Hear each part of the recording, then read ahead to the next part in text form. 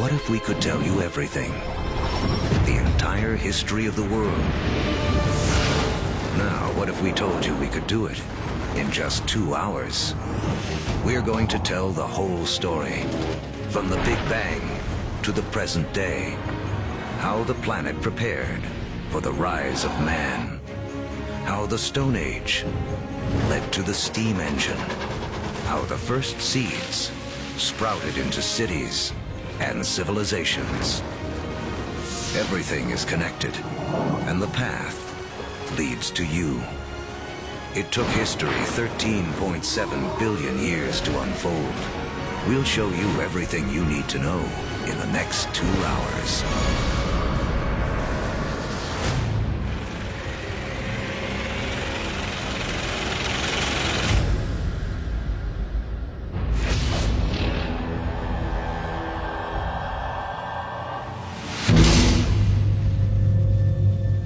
This is our infant universe.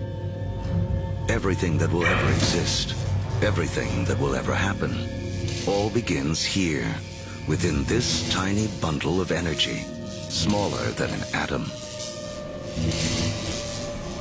And right now, history as we know it is about to mysteriously begin. For reasons we may never know, our universe suddenly erupts.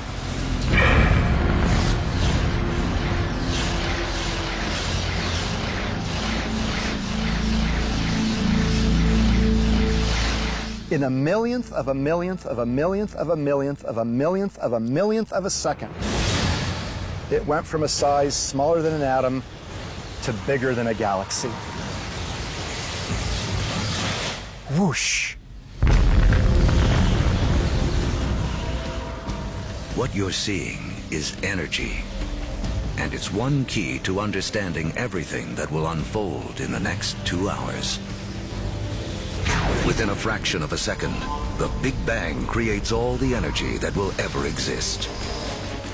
All the energy that will power the stars, that will fuel anything that ever lives. All the energy that you will ever consume dates back to the beginning of time. When you put gas into your car, you're tapping energy that was created during the Big Bang. You're tapping the energy of the universe itself.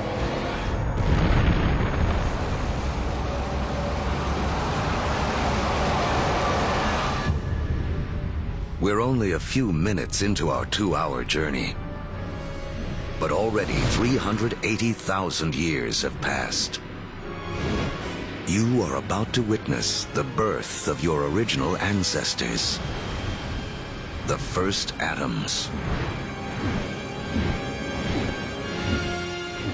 This is hydrogen. The universe will use it to make everything in the world around us. Hydrogen is like a baseball team. You say, what player do I want to start my team with? Well, if I want to start a universe, I want to start it with hydrogen. Because from that, with a lot of heat and a lot of pressure, you can build more kinds of atoms. The first atoms blast through the early universe. And luckily for us, they don't spread out evenly. Because in those tiny pockets with more atoms, gravity, the great sculptor of the early universe, begins to work its magic.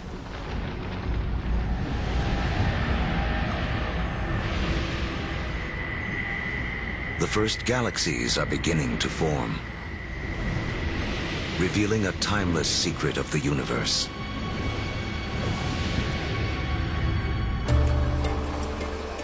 Throughout history, whenever more matter and energy can be drawn together in one place, more complex things can emerge.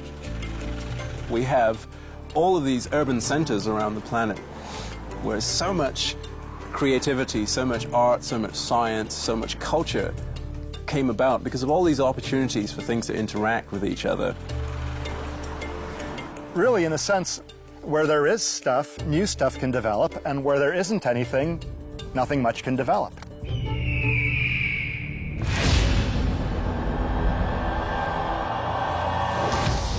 300 million years after the Big Bang, inside of forming galaxies, gravity continues to squeeze together clouds of gas and dust, causing pressure and heat to violently rise.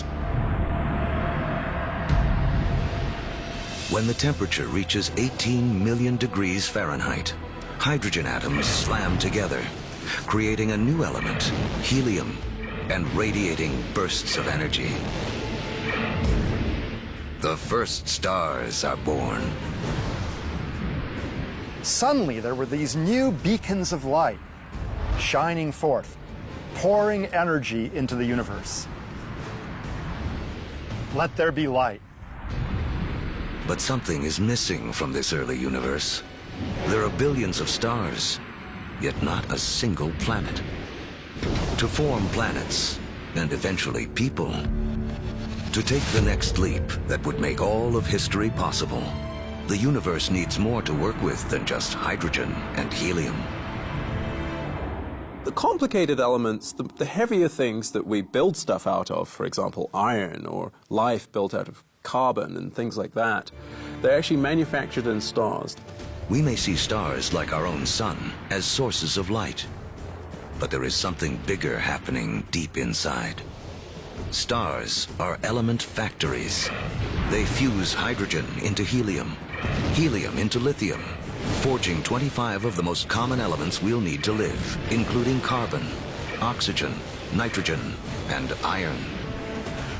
So, more than 12 billion years ago, stars are already creating the element that will spur the Iron Age, allow for the building of cities, and the creation of some of mankind's most famous monuments. But a look at the Statue of Liberty reveals the next challenge awaiting the early universe. While the statue's frame is iron, her skin requires an element too heavy to be made in stars.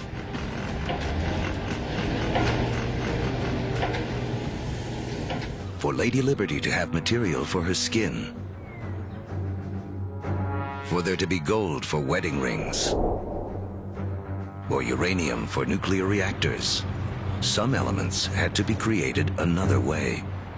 Stars don't have enough energy to do the job. But if the element factory isn't powerful enough, how about blowing up the factory? Just a few million years after the first stars formed, some of them exploded. Wham! These explosions, known as supernovas, are the biggest blasts in the universe since the Big Bang, providing the extra boost of energy needed to fuse heavier elements. In the fiery blast of their own destruction, stars create uranium, gold, all the rest of the elements that will fill our world, including copper. The periodic table of the elements is really sort of a library of matter in the universe.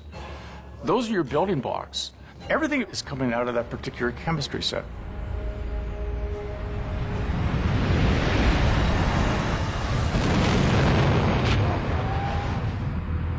Supernovas are absolutely necessary for us to be here. You know, we have iron in our blood. We have little bits of old supernova, therefore, just floating around through us. We are all stardust. Copper and tin, Bronze Age.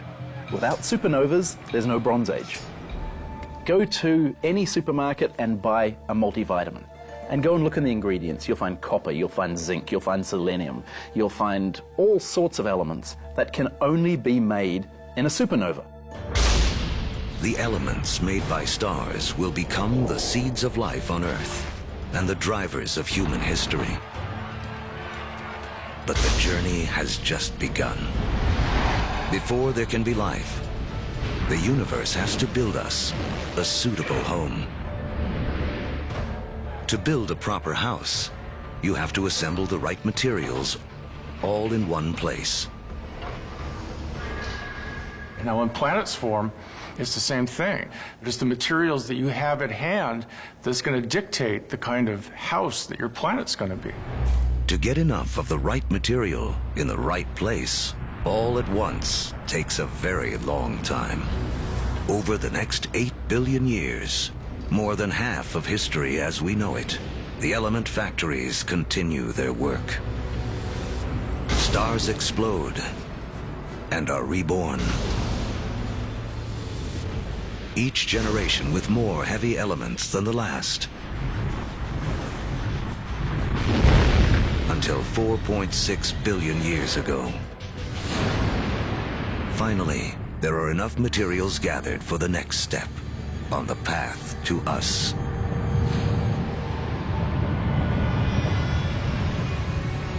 A new star is born. This is our sun. It's so massive that it's gathered up 99.9% of the gas and dust in the solar system. But there's still just enough left behind for gravity to build some other things. Like planets. The third one out from this star will be our home. By the time Earth emerges, just over 4.5 billion years ago, 2/3 of the history of the universe has already passed. The first sunrises sweep across a foreboding alien planet. A world spinning so rapidly that a day lasts only 6 hours. When you go back to the early Earth, right after the planet formed, you really have to think of the Earth as another planet. The sun would have looked out over a hellacious scene of just molten lava. In places, you would see rafts of black volcanic rock. Within the liquefied rock, the elements are all in a jumble. Something has to bring order out of this chaos. And once again, that something is gravity. Lighter material drifts toward the surface and forms a solid crust, while heavier material sinks toward the center, forming a molten iron-nickel core. This churning liquid metal creates a magnetic field that reaches out into space. Like a force field, it will protect our future home from the sun's deadly charged particles. Soon, this magnetic field will allow for life to grow, and later guide the explorers who will connect two halves of the world. But for all this to unfold, the Earth will need a critical partner.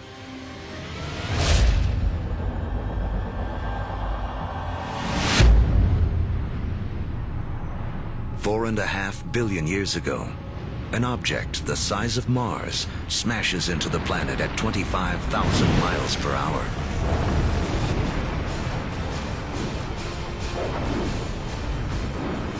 Earth swallows up much of the impactor.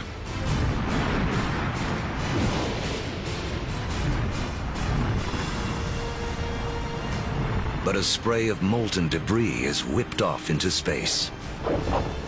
Within as little as a year, gravity gathers this debris into a secondary sphere in orbit around the Earth, where it has been ever since. The formation of the moon was an incredibly important event in Earth's history. And in fact, its creation over 4 billion years ago is really important to the Earth's climate today. The moon keeps Earth steady. Its gravitational pull prevents the planet from wobbling, saving us from wild climate swings. And the collision that formed the moon leaves Earth tilted on its axis, giving the planet a key ingredient to life: seasons. Having seasons is very, very important for the evolution of life on the Earth. And having some stability in the tilt of those axes, that's very, very important also for maintaining life on the Earth. The moon's gravity also begins to slow Earth's rotation, which will eventually lengthen our days from 6 hours to 24.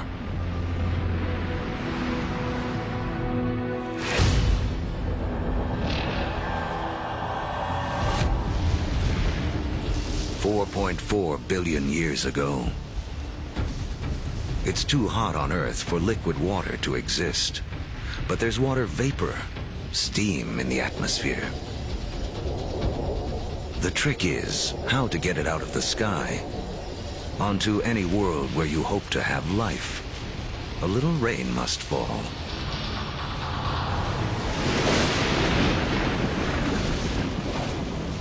For millions of years, as the planet cools, rain pours down, forming puddles, lakes, and eventually our oceans.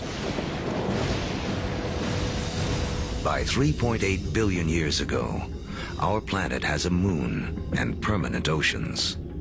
But it hardly resembles the place we now call home. To become the stage for all of human history, Earth needs an oxygen-rich atmosphere, fertile continents for people to discover and develop. Who will create our modern world? There's 1 trillion of them crawling on your skin right now.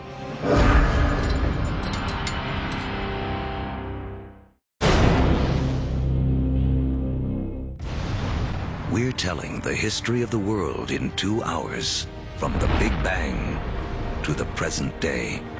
And our modern world holds important clues to the story. In fact, structures like this hide a mysterious link to the first life on Earth.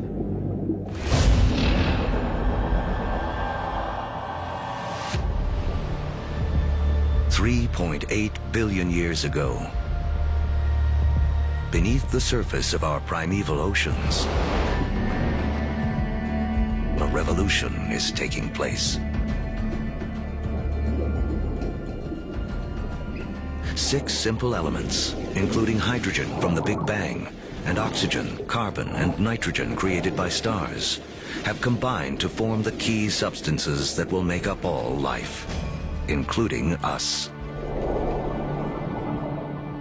The most spectacular is DNA. Within its spirals hide the secret codes of life.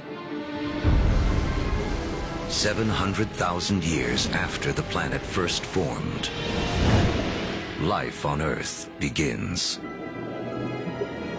We stand not on the shoulders of giants, but of tiny organisms, bacteria. We're very egocentric. We think that we animals run the world, but in fact, we are very late entrants. It was an empire of bacteria long before animals. Animals come along, and we like to think that we wiped out that empire. Well, we would be dead if we wiped out that empire. I have within me an entire zoo of bacteria. In fact, each one of us has more bacteria living in our bodies than there are people on the planet. For billions of years, microbes like these will have Earth to themselves. Like our infant universe, the first life is small, simple, and full of possibilities. The secret of how it explodes into all the incredible forms we see today, including us, goes back to the beginning of time. As we've seen, all the energy that will ever exist was created in the Big Bang. All creatures need to grab their share of this energy to survive. The more we harness, the more efficiently we use it, the more complex we can become. And almost all of our share of the Big Bang's energy is beamed to us by the sun. 2.5 billion years ago, some very special bacteria figure out how to consume the sun's energy to live. In doing this, they also create the most important waste product in the history of the world: oxygen. Soon, oxygen will remake our world. But first, it has another important job to do. Earth's ancient seas are full of iron particles, and everyone knows what happens when oxygen meets iron. Here I'm a little bacterium. I've produced this oxygen molecule, and here's a big piece of iron clump. I rust it. This rusted iron collects on the seafloor. Billions of years later, these huge deposits will be raised up to become major sources of the world's iron and steel. It was these iron deposits that later on drove the Industrial Revolution. In this way, the Brooklyn Bridge and the other early landmarks of the Industrial Age are a direct link to some of the first life forms on Earth. Once there's no more iron left in the sea to rust, these ancient bacteria have a mission to complete. They create so much oxygen that it fills the oceans and escapes into the atmosphere. And from then on, we have a very different planet from all the other planets in the solar system. Now, life takes a giant leap. For the first time, some bacteria learn to live on oxygen. Every human breath is a ritual, 2.5 billion years old. Life tends to stick with what works, even over the course of billions of years. Oxygen is a game changer. By taming its power, life has found a better way to energize itself, 20 times more efficient than anything used on Earth before. What life does with all this new energy will be the story that leads to us.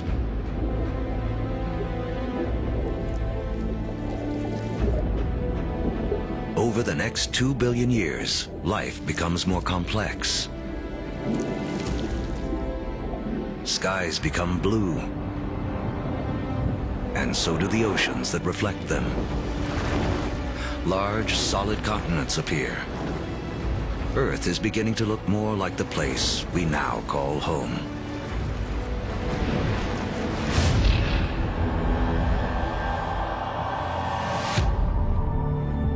$550 million years ago, as the planet celebrates its 4 billionth birthday, oxygen levels in the atmosphere have risen from next to nothing to as much as 13%. Take a deep breath, because life on Earth is about to go wild.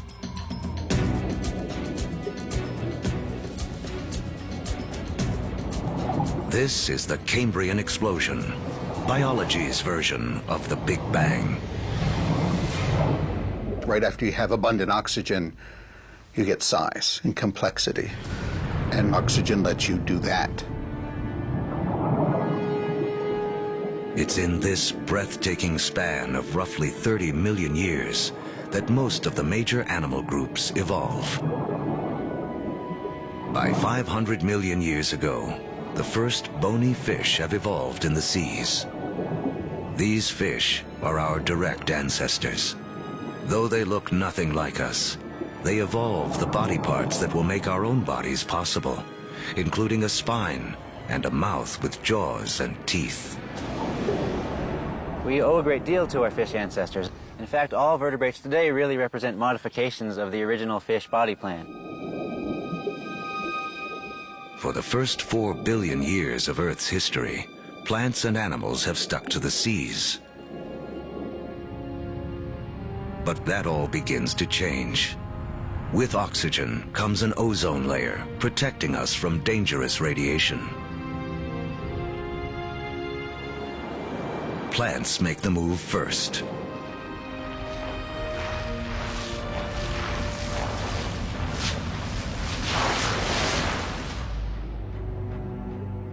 Around 400 million years ago, animals are ready to take the leap. Among the first ashore are the amphibians, whose descendants will include us. The most amazing thing about animal evolution ever, for me personally, is that moment that first amphibian walks out of the primeval ocean onto land and takes a big gulp of air. Kind of like great-great-great-great-great-great-grandpa coming out of the ocean and seeing this fantastic world. And it's like, hey, I can live here. Look at those trees. Look at those bugs. There's food here. I can do this.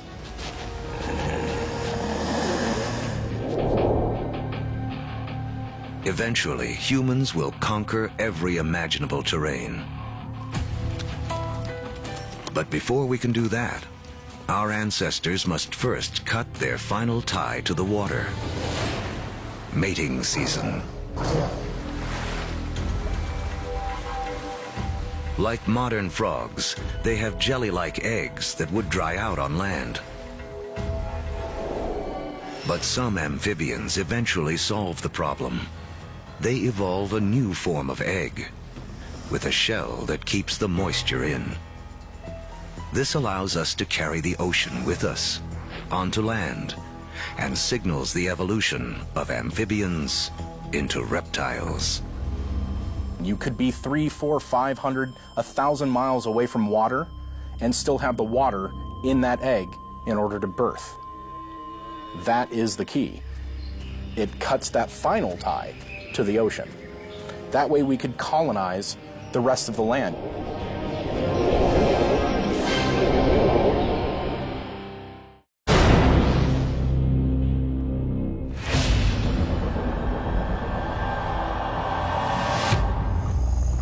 $300 million years ago, life flourishes in massive tropical swamps where planet Earth is cooking up a surprise. As plants die here, they are buried, compacted, and cooked. Energy created in the Big Bang and radiated by the sun to plants on Earth is now locked away underground as coal, a gift to be opened by human beings millions of years in the future.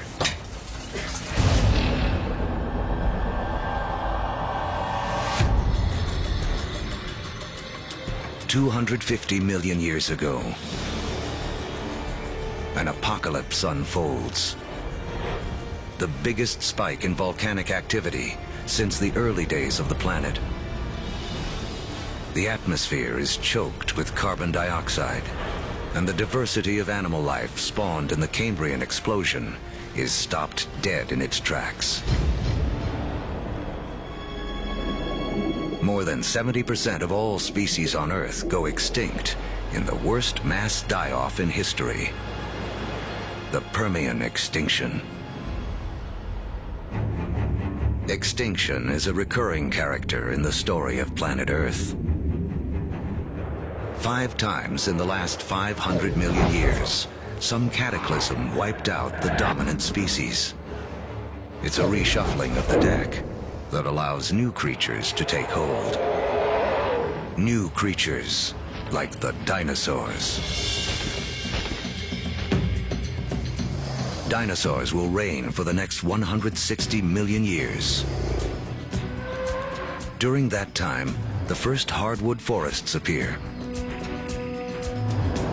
And after more than 4 billion years, the moon's gravity finally settles Earth into a 24-hour day.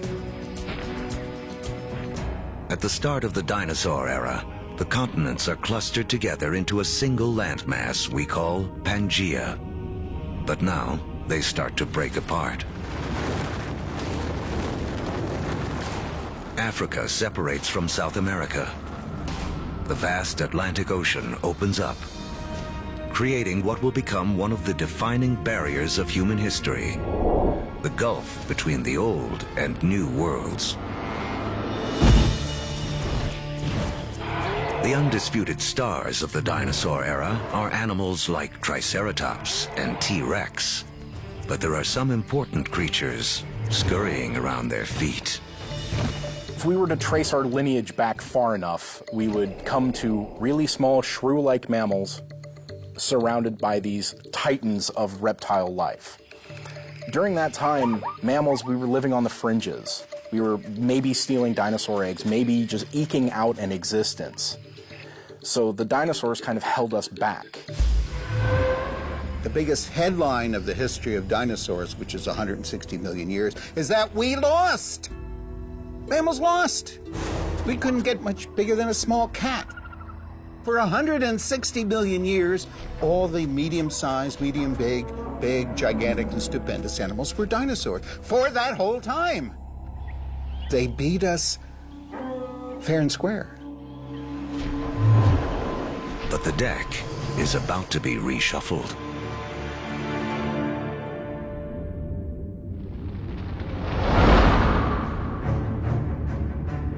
"65 million years ago, a 6-mile-wide object, likely an asteroid, slams into the Earth.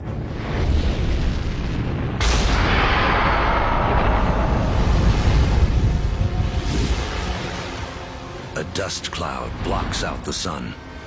Temperatures plummet. Every creature on land weighing over 50 pounds goes extinct. The reign of the dinosaurs is over. The greatest gift that the dinosaurs ever gave us was dying. When they went extinct, it gave the mammals time to rise. It doesn't take long after the disappearance of the dinosaurs for the first true primates to appear.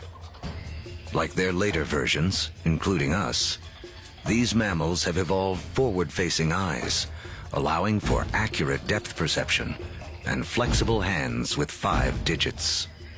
They have 5 fingers, just like us, which means we can grasp things. If you think about other animals that don't have digits organized the way ours are, their ability to hold things, to manipulate objects, is much more limited. 50 million years ago, our primate ancestors are evolving on a planet that is warming.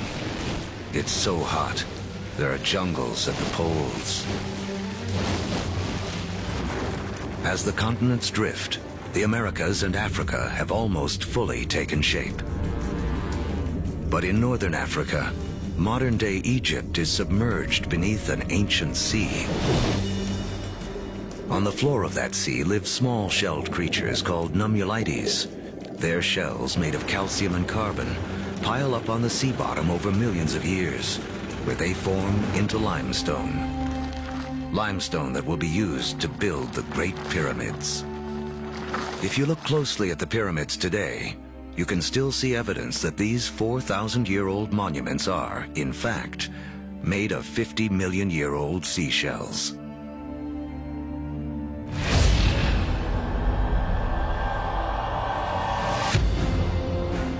By 10 million years ago, Earth is morphing into a world most of us would recognize.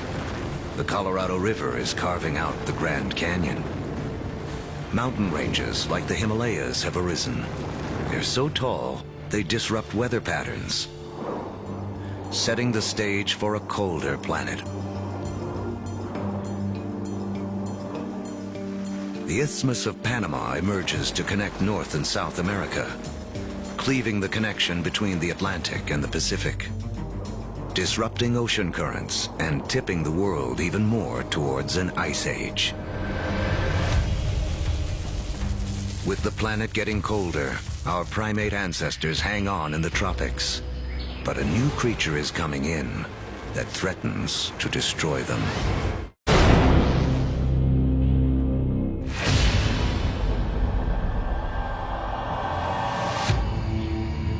"7 million years ago, our primate ancestors lived safely in the trees.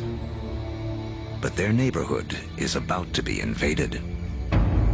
This newcomer will have as profound an effect on human history as any other living thing on Earth. It seems almost impossible to believe, but one of the most important things that will lead to the emergence of us is the emergence of grass." The grasslands appear almost simultaneously around the world. We get the African savannas. We get the Eurasian steppelands. We get the North American prairies. We get the great grasslands of Argentina, appearing simultaneously around the world. In eastern Africa, Grasslands invade the traditional woodland habitat of our ape ancestors. With fewer trees and greater gaps between them, our ancestors have to adapt. Apes would notice that there's more and more apes in the same tree and less food, increasing incentives for apes to go from one patch of food to a different one separated by grasslands. Now, one way to do it is to run like hell. The other way to do it is to extend one's food sources into the grasslands and seek out the foods that are available there. And so, some apes make the move down into this stark new habitat. It's a landscape better suited to primates that can walk on two legs, keeping their heads up above the tall grasses to watch for predators. Standing on 2 feet is a revolutionary advance because it frees up our hands. Hands we will need to shape human history.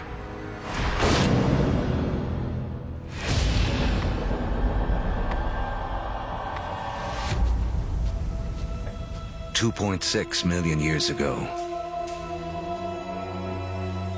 early proto-humans, or hominids, walk an Earth whose rocks are loaded with the element silicon. Created in the cores of stars billions of years before, silicon is the second most abundant element in Earth's crust. One of its chemical quirks is the ability to bond with oxygen to form crystals that combine into solid rocks. Rocks that can be chipped and shaped without shattering. Hominids started doing this 2.6 million years ago, breaking cryptocrystalline silicates to make sharp edges, and people use them for millions, literally 2.6 million years. Simply having a modified stone with a sharp edge on it, now suddenly you have a hammer. You have a crude cutting edge. A simple modified stone means a human can suddenly do 1,000 more things than we could do previously.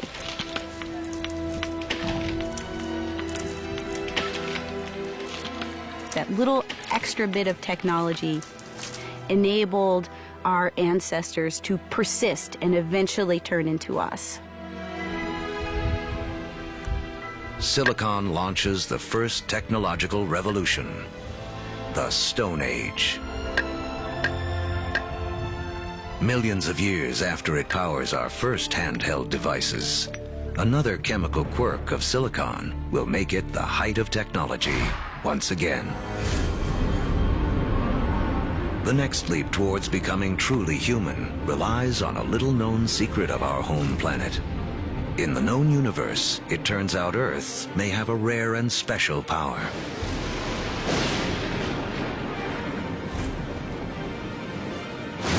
Of all the planets and moons in the solar system, we think that Earth is unique in the ability to sustain fire.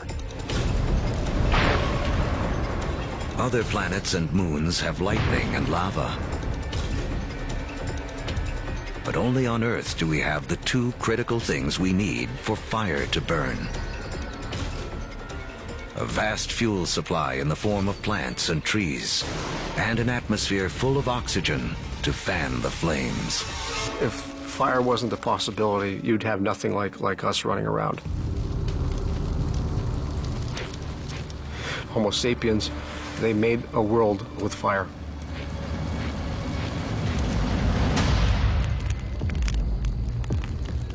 Our ancestors have fire firmly under control by 800,000 years ago.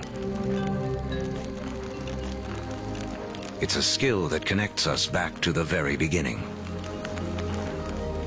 Remember that all energy was created in the Big Bang, and all life is in a competition for our share of this energy. Using fire to cook is like having an external stomach to break down foods, releasing more calories, giving us more energy, which in turn allows us to support bigger brains. Fire is also the ultimate gateway technology. We will soon use it to turn clay into pottery, metal into weapons, water into steam power. If you don't have fire, you can't have the internal combustion engine. No fire, no metal. No fire, no rubber. It's a technology that opens a world of possibilities for creatures that know how to use it.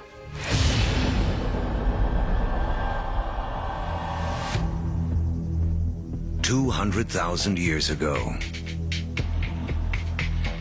the modern human has fully taken shape. The larynx, or voice box, which is high up in the throat in our ancestors, descends. More complex sounds are now possible. We begin to speak. For the first time, information can be shared between individuals and across generations. Humans have gained a critical advantage over every other creature on Earth. You can tell my grandfather said that when the elephants didn't show up, we go off and hunted zebras. You know, my aunt told me that her cousin found this water hole on the other side of that river. And we can all benefit and we can all understand what they mean when they're describing what they found out on that landscape. Language changes humans from being like standalone computers to being networked computers, where you can share information. You know, one doesn't need to depend on one's own personal experience. One can borrow the personal experience of anyone with whom one can communicate. That's a powerful advantage. No other creature has that. As a species, humans become exponentially smarter. The global game board has been set, and we are now ready to play. 100,000 years ago, man can move. We have agile hands and primitive tools. We can communicate and control fire. We are finally ready to expand out of our African home on a path millions of years in the making.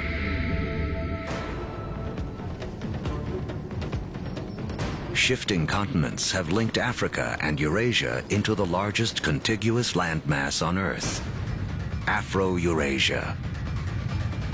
33 million square miles, more than twice the surface area of our entire moon. For early humans, this means more than half the land on Earth can be reached on foot. Human dispersal was a crucial game changer. We are one of the few primates that live on more than one continent simultaneously. So what that means is that we're better insulated from the kinds of things that cause big mammals to become extinct than other primates are. It's extinction insurance. Dispersal is extinction insurance. But just as the world begins to open itself up to man, the planet turns on us. An ice age begins. Now the planet will test us like never before. By 50,000 years ago, glaciers begin to advance down from the North Pole. At the same time, humans continue their conquest of the globe, arriving in China and Australia. By 30,000 years ago, Homo sapiens reach Europe for the first time. By 20,000 years ago, with the ice nearing its most extreme, the march of man reaches the frigid tundra of northeast Siberia. Despite the trials of the Ice Age, man endures and develops the last skills we will need to be truly human. The clues lie in these symbols. We have taken an intellectual leap to think beyond the here and now, beyond what is simply needed to survive. We can only start saying we have an organism that is human, that is the same as us, when we start seeing evidence of symbolic thought. It's when we start seeing a picture of a cow that everybody will recognize as the picture of a cow. Because only when we start seeing all of those things can we say that is a human. People or creatures that think like us, that see the world in the same way as us. And from that moment on, human history was marked to be radically different to any other species on this planet. Now, with huge amounts of the planet's water locked up in ice, sea levels plummet by 300 to 400 feet. The last great barrier to the spread of man is erased. We come across the Bering Land Bridge from Siberia to North America. We are telling the history of the world in 2 hours, and in just 1 hour, more than 13 billion years have already passed. These years of preparation have allowed man to finally emerge and spread out across the planet. And human history as we know it can truly begin.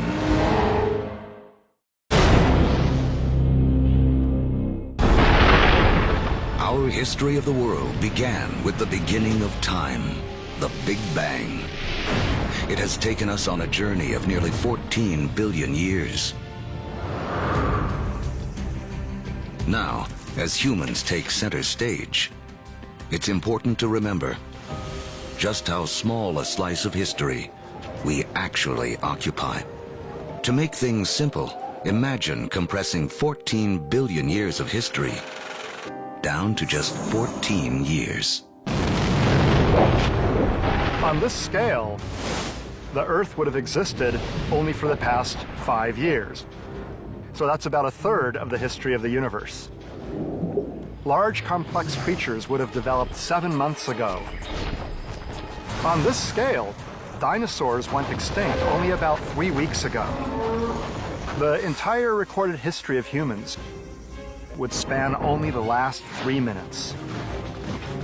Modern industrial societies, the Industrial Revolution effectively, 6 seconds ago. What this shows me is that we humans have been around for only a very brief instant in the recorded history of the universe. Mankind has waited billions of years for our brief instant to shine. As the stars and our evolving planet carried out the slow work of organizing the elements in a way that would make human history possible.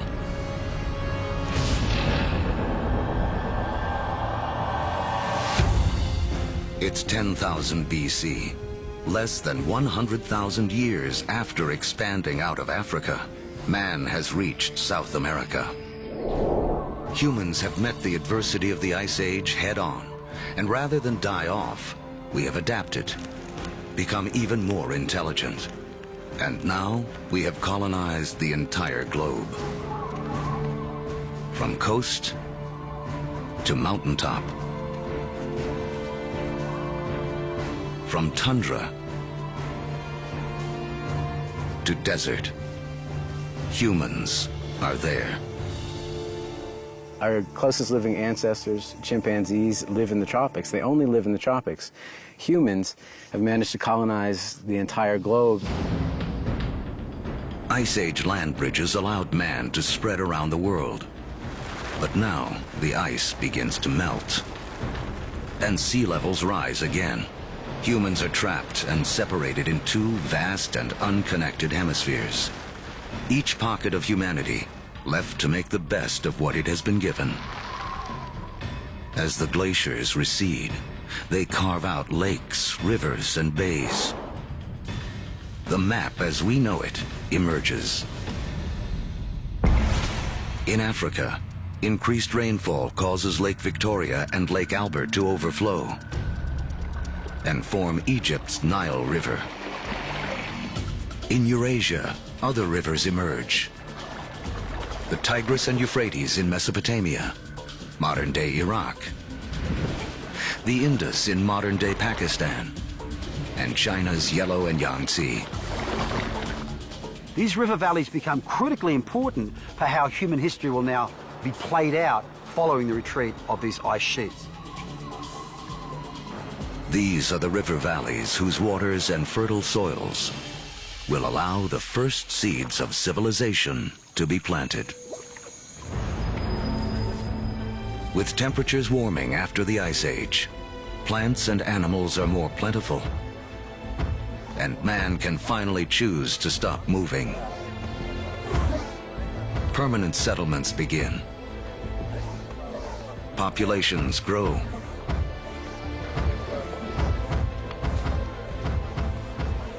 With more mouths to feed, our ancestors have to get clever.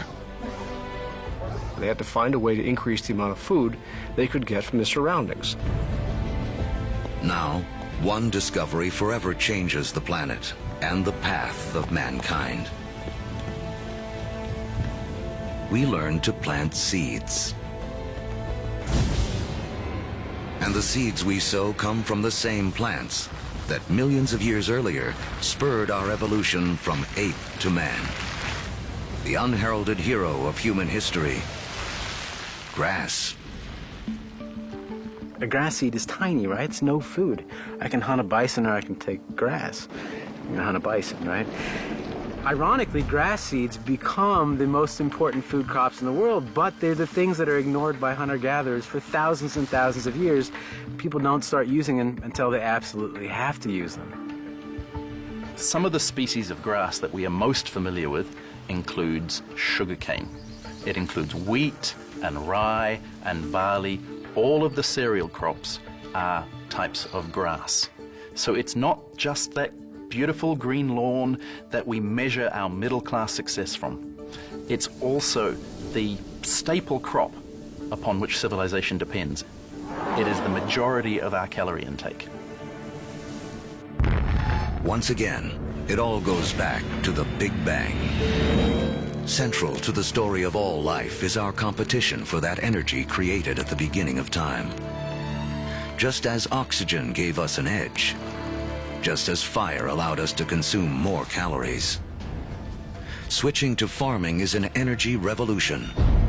A hunter-gatherer needs 10 square miles of territory to provide himself with enough sustenance, enough energy in the form of plants and meat to survive. A farmer can harvest the sun's energy so efficiently, he can fulfill his needs using only 1/10 of a square mile of land. In the warming after the last ice age, farming begins to take hold in a half-dozen places around the globe. But by the fortunes of geography, no place in the ancient world has a better concentration of plants and animals that can be domesticated than the Middle East's Fertile Crescent. In the Middle East, we have this remarkable convergence of species that seem to have been susceptible to domestication, both plants and animals. In terms of animals, we're talking about cattle, pigs, sheep, and goats. In terms of plants, 2 varieties of wheat, rye, barley, lentils, figs, all in this very small part of the world. Unlike the Fertile Crescent and the rest of Afro-Eurasia, places like sub-Saharan Africa and the Americas have very few wild species that can be easily domesticated. It's a critical difference. People blessed with the right mix of plants and animals will become more powerful and get a massive head start on the road to the modern world.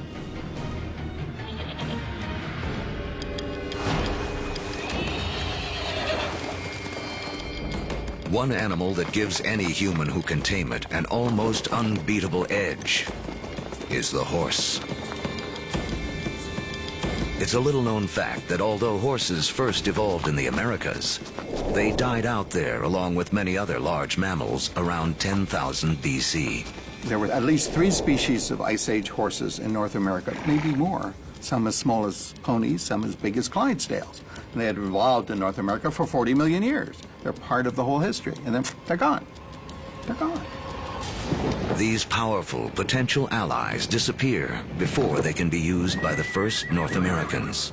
Fortunately, before that happened, large numbers of horses escaped back across the Bering Strait land bridge and spread out across the great grasslands, the steppe of Central Eurasia. A narrow escape that had a profound effect on human history. Around 4000 BC, nomadic people in Central Asia learned to tame them for the first time. Domesticated horses will be harnessed across Eurasia, advancing everything from work to warfare. Perhaps no other animal has had a bigger influence on the course of human history. And the circle wouldn't be complete for another 5,000 years when Christopher Columbus would bring horses with him on his second voyage to the Americas. His horses would be the first to set hooves in the Americas since the Great Die-Off over 10,000 years earlier.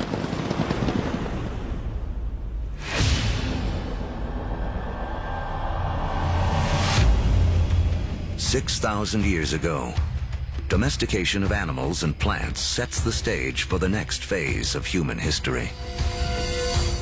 Like clouds of interstellar dust gathering in material to form stars, a type of gravity is at work as places like Sumeria, located in part of the Fertile Crescent known as Mesopotamia, draw in people, support large populations, and spin up into centers of power and innovation. By 3000 BC, some of these Sumerian settlements can truly be called our first cities. One of them, Uruk, has around 50,000 people living in less than 1 square mile. A population density that rivals modern-day New York City. Humans have become so efficient at deriving energy from domesticated food that this land area, which would have supported only a single hunter-gatherer, now can support thousands.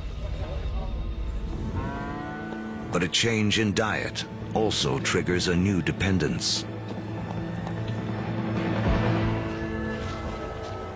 Once you move to agriculture, you are depending for 80–90% of your calories on perhaps 1 or 2 species. In the case of the Middle East, wheat and barley.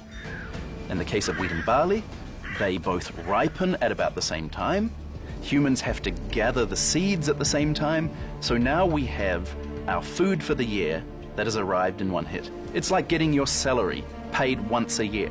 You need to record it, you need to plan, because if inevitably your crop fails, you have famine, and you're not going to have another go for another 12 months.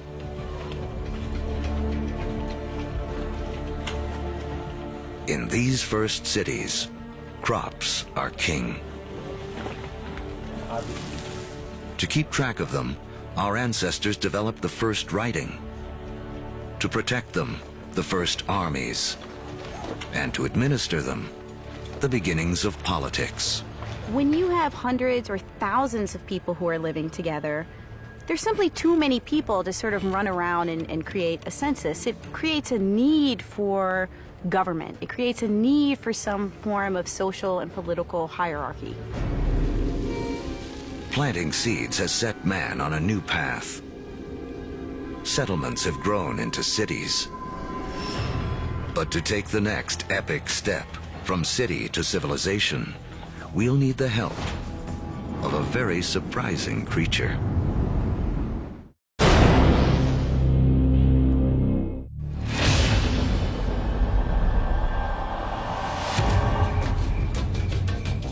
"5,000 years ago, after wandering the earth for more than 100,000 years, mankind has begun to settle down.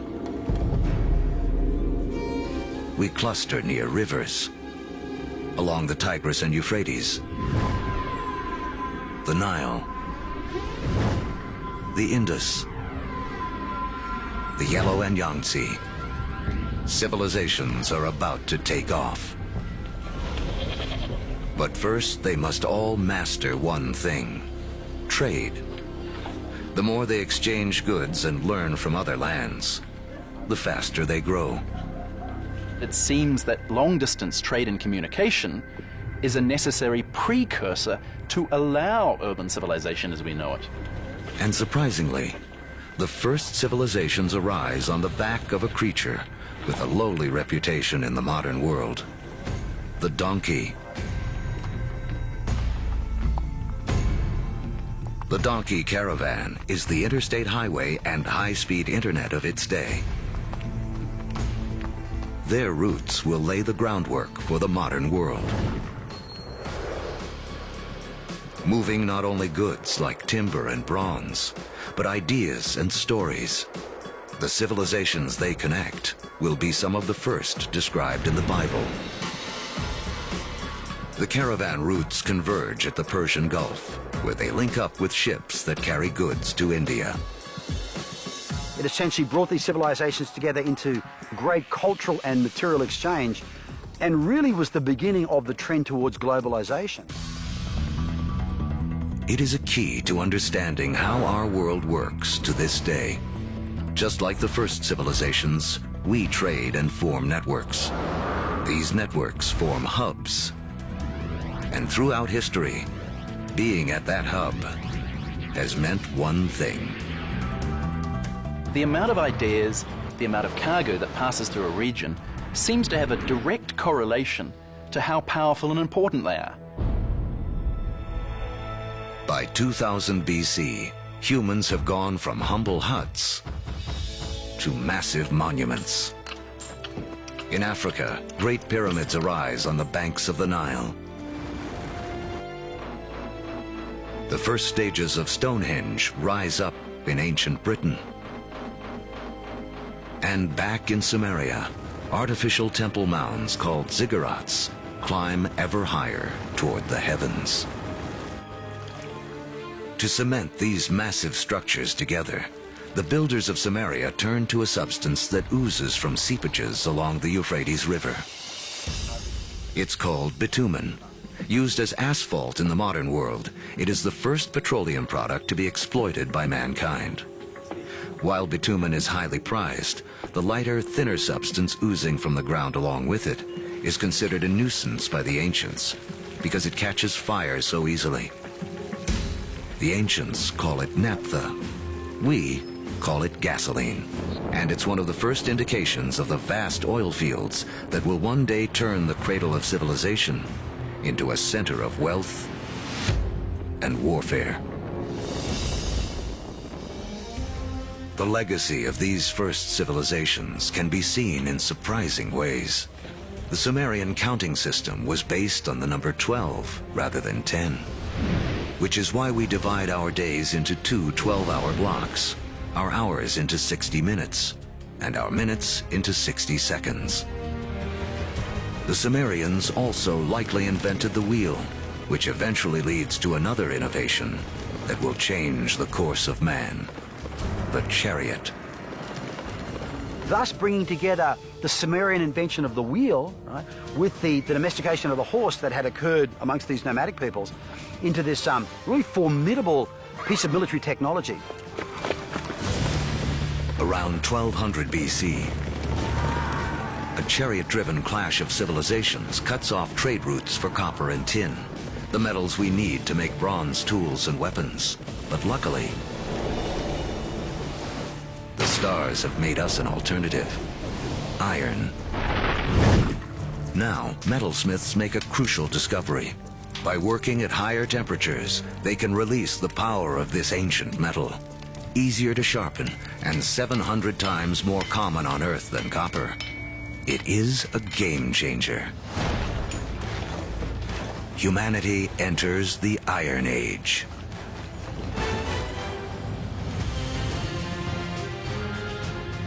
As we reach the first millennium BC, history has taken us on a wild ride. From the initial blast of the Big Bang, to the formation of Earth and its first creatures, and the rise of man. We've seen the Ice Age create bridges to spread mankind around the world, then strand us on different continents, leaving us to survive on what we have at hand. So by 1000 BC, the world remains a divided place. The trade network that connects much of Eurasia and North Africa doesn't yet penetrate the planet's driest deserts or cross the vastest oceans. Cut off by geography are people in places like sub-Saharan Africa and the Americas. With few easy to domesticate plants and animals of their own, they remain tied to more ancient ways of life.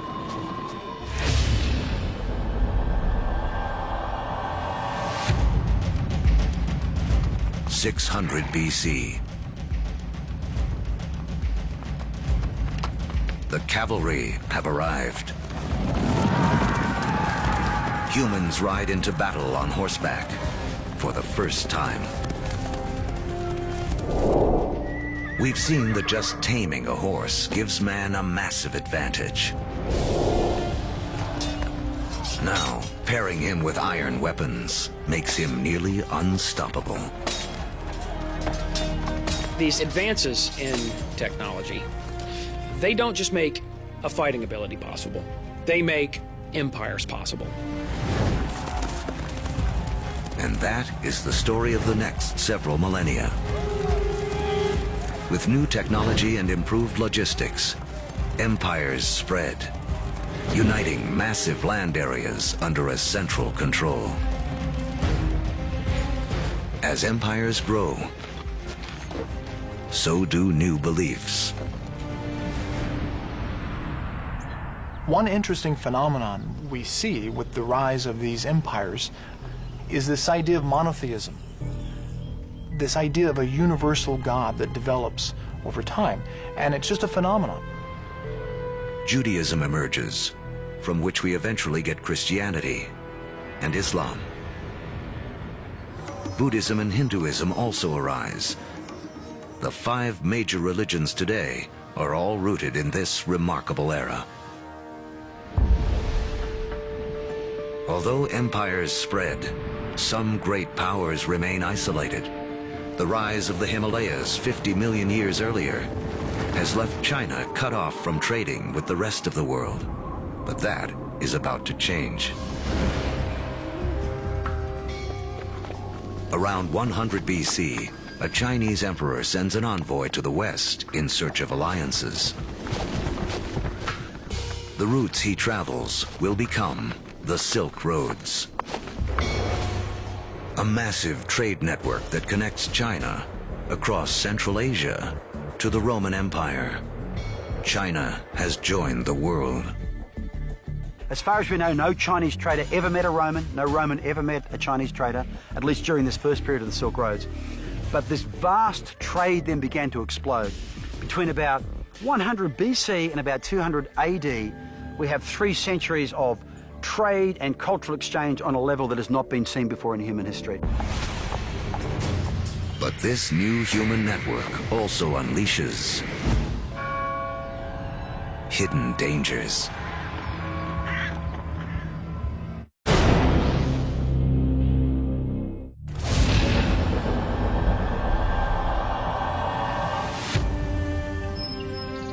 By the beginning of the Common Era, great empires have risen and a massive trading network connects most of Europe and Asia. But the trade routes also carry an invisible threat. Disease. Massive epidemics that some blame for taking down both the Roman Empire and China's Han Dynasty.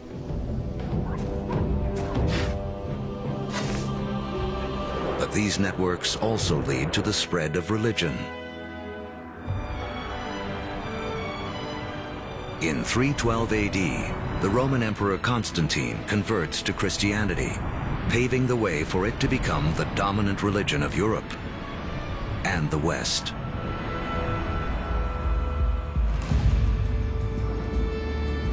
Three centuries later, Islam also emerges. A religion that will, for a time, unify a territory 2.5 times larger than Rome ever was. Arab trade will drive innovation for the next 1,000 years and expand the global network to places it has never gone before. The Arabs are sitting in the middle of Afro-Eurasia. There are Arab traders who are sailing off to China. There are Arab traders who are traveling all the way to the Atlantic Ocean. So they are sitting in the middle of the hub. One secret to Arab trade: the camel. A creature whose ancestor, like the horse, escaped across the Bering Land Bridge out of North America. A caravan of 6 camels can lug as much as 2 tons of cargo as far as 60 miles a day, twice the load of a donkey caravan in half the time. For the first time, camel caravans open up reliable trade routes across the formidable Sahara Desert, leading to the formation of the first states in West Africa. Arabic trade expands, moving salt from the Sahara to Rome, rice from Eastern Asia to India, the secrets of making paper out of China into Europe, and countless other inventions and ideas around the world. Where does our word for lemon come from? Where does our word for coffee come from? They're all Arabic, because the Arabs brought a huge number of food crops into Europe. Oranges, citrus crops, they come from South China. Yet they don't make it to the West until the Great Age of the Arabs. In Islamic North Africa, one Italian merchant named Leonardo Fibonacci becomes well schooled in the ways of Arab traders. He picks up on a simple but ingenious counting system that originated in India but is used extensively in the Arab world. His writings will spread this knowledge to Europe and around the globe. With everyone counting the same way, business and trade will explode. And because of Fibonacci, people today still almost universally use the numbers known as Arabic numerals. But there is another idea Arab traders will spread, something even more influential. It originates in China around 800 AD. A Chinese alchemist in search of an elixir for long life instead stumbles upon chemistry that can bring sudden death. He combines carbon and sulfur with saltpeter, a compound made of potassium, nitrogen, and oxygen. Forged in the stars, these elements now come together to make gunpowder. The recipe for gunpowder eventually moves west across the Silk Roads to the Islamic world, where Muslim warriors use it to fire cannonballs at Christian crusaders.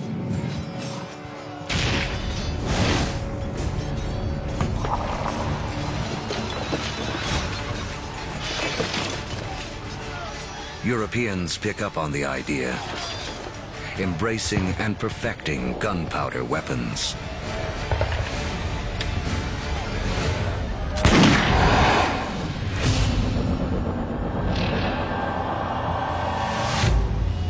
In 1492 AD. There are roughly 400 million people in the world, but it is still divided in two. In the Americas, the civilizations of the Aztecs, Mayans, and Incas have all arisen.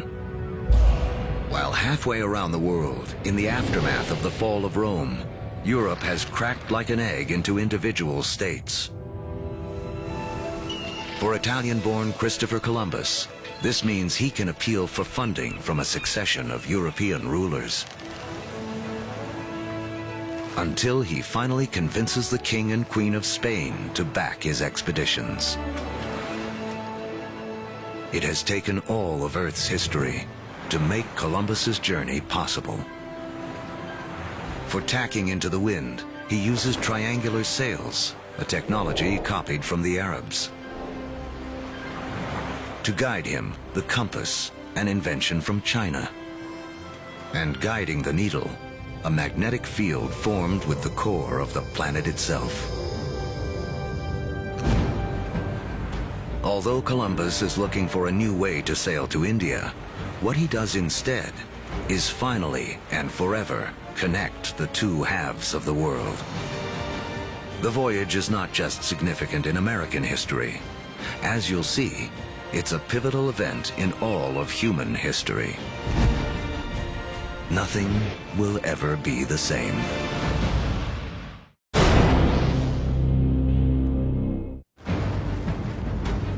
The end of the Ice Age marooned large pockets of humanity on separate sides of the globe for over 15,000 years.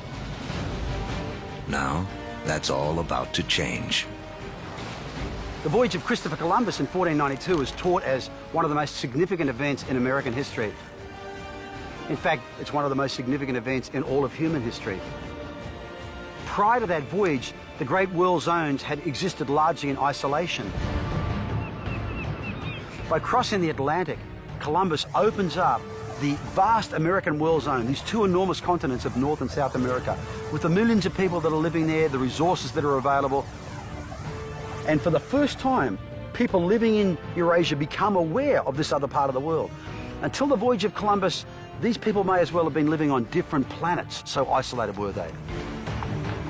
A trade network that started with the first civilizations, connected Europe, Asia, and Africa, now reaches across the Atlantic. In this vast new global network, new hubs will form. And once again, power will shift. For most of the last 2,000 years, Europe hasn't been that important. Then we get the age of Columbus, and what do you know? This is exactly the time where we see the rise of the West. This is when the West starts taking over, when it gets itself smack bang in the middle of the biggest exchange network the world has ever seen. Now, foods that had been isolated on disconnected continents begin to move around the world. Maize from the Americas shows up in Egypt and China. Potatoes from the Andes prove perfectly suited to the soils of Ireland and Russia. The old Fertile Crescent grains, like wheat, begin to feed the Americas. New foods mean more calories, more energy. Within 3 centuries of Columbus's voyage, the population of the world will more than double to 900 million. But the unequal hands dealt to the 2 hemispheres now play out in a deadly climax.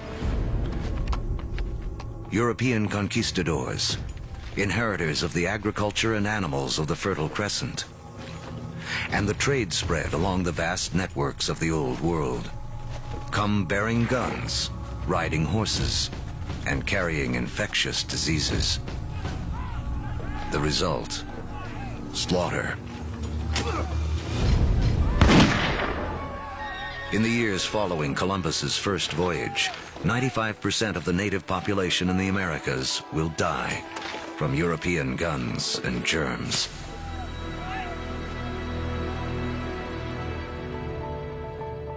Once the hemispheres are connected, nothing can ever be the same.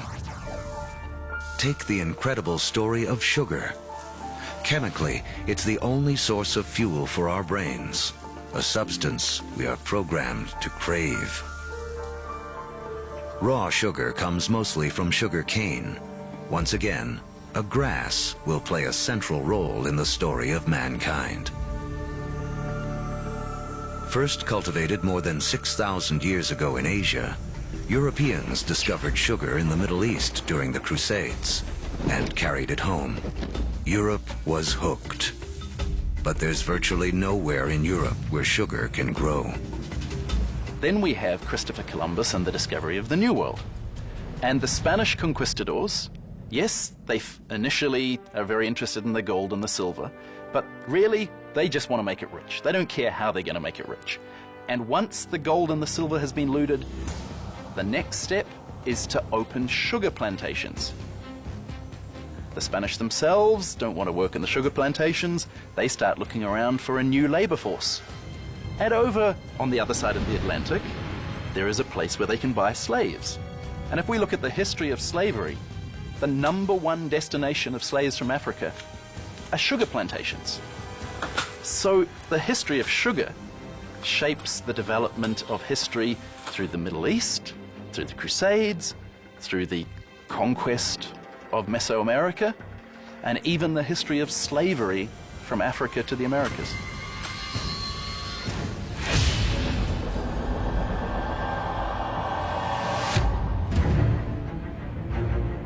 In the year 1700, mankind has hit a wall. Most humans continue to live simple lives, more like our ancient ancestors than our own. When you think back to the world in 1700, most people were farmers, most people practiced small-scale subsistence agriculture, most manufacturing was done in workshops. In 1700, it takes over a year for cargo and information to circle the planet. longer than it would take us today to get to Mars. What's holding us back is how we power our lives. In Egypt of 2000 BC, 90% of all work was done by human muscle, with animals kicking in the rest.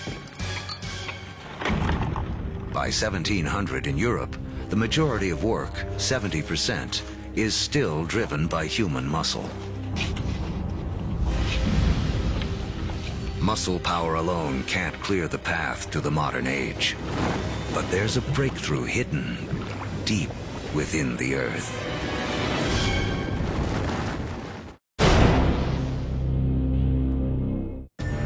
As our history of the world in 2 hours races towards a close, mankind has hit a wall.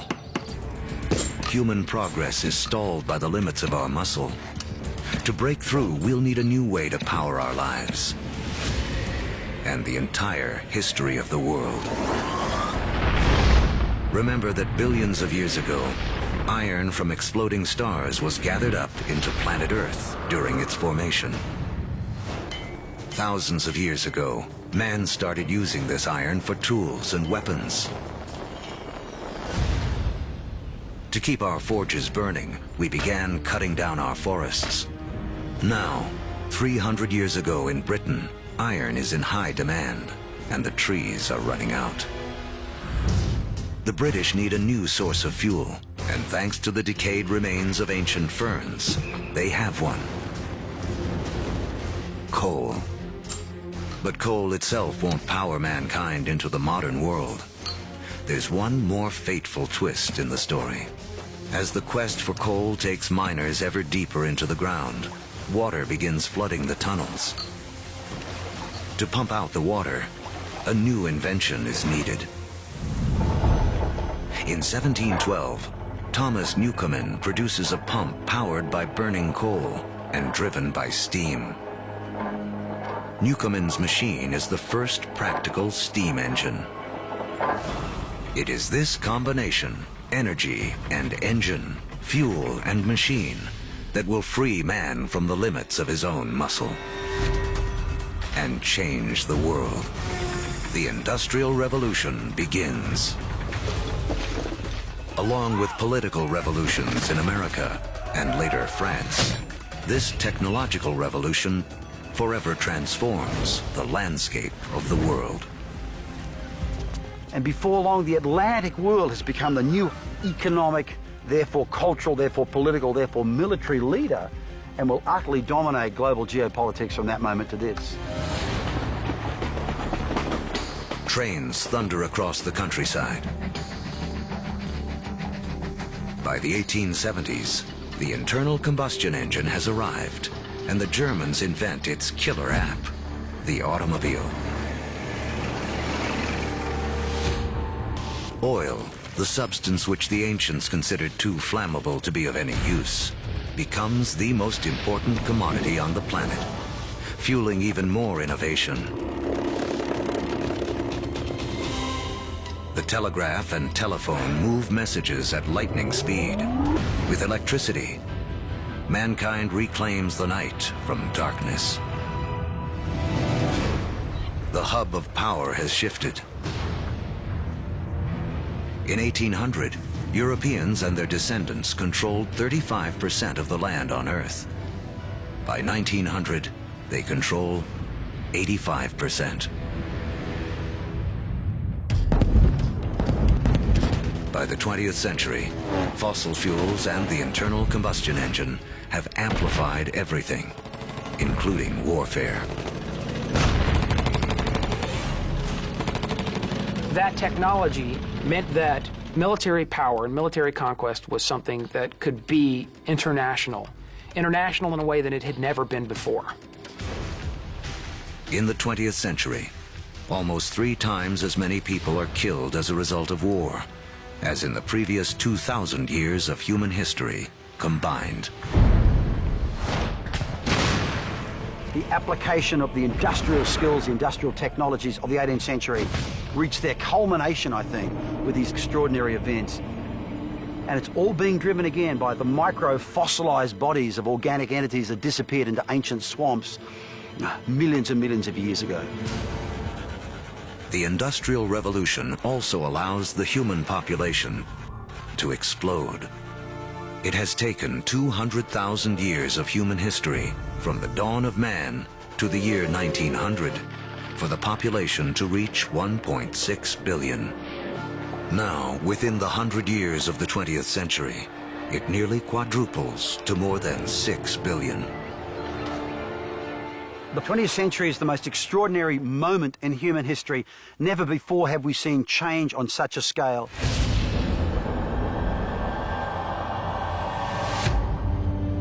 Today, humans number close to 7 billion. We are the dominant players on the planet.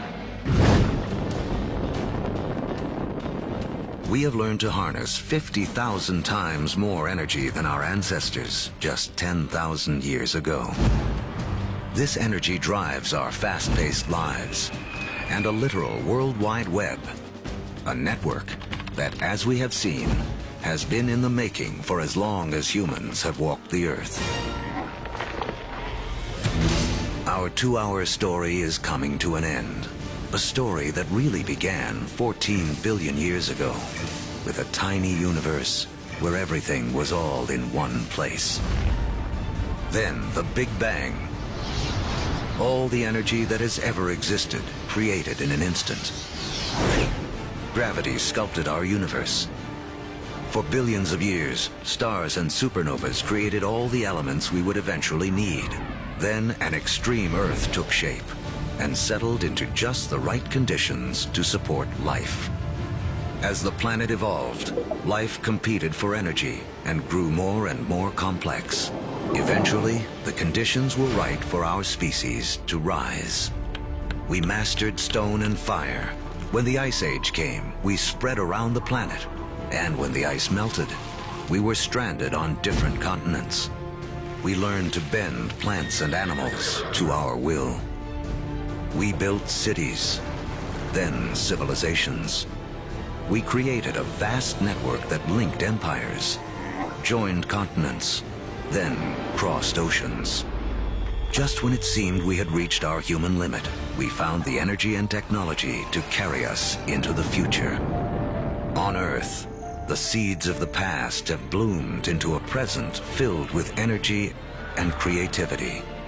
The stories of billions of lives have played out against the backdrop of a universe almost too vast to comprehend. In everything that we do, in all that we are, we remain living monuments to the past as we continue to make history every day.